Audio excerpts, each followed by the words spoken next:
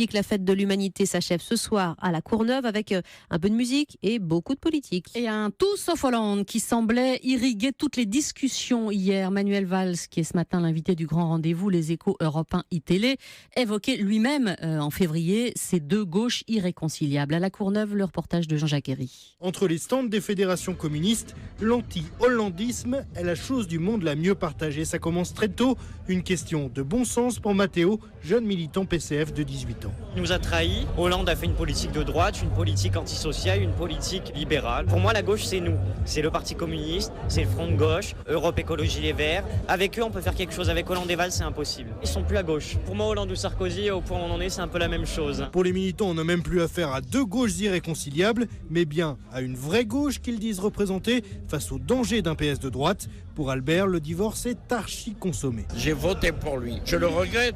Je suis vraiment catastrophé pour moi et pour le peuple de gauche. C'est certain, au deuxième tour, même face à l'extrême droite, aucun des deux ne votera PS à la présidentielle. Ils assument, ils voteront blanc.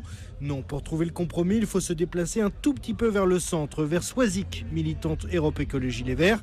La mort dans l'âme, elle pense déjà au vote utile contre le FN. Je me dis, le FN, c'est pas possible, et puis c'est triste. Triste d'avoir à voter Hollande ou le candidat du PS, ouais, ce serait triste, mais s'il faut faire un barrage au FN, pourquoi pas. Pourquoi pas, cela restera la formule la plus enthousiaste entendue hier à l'évocation d'un vote PS. On a connu plus fédérateur.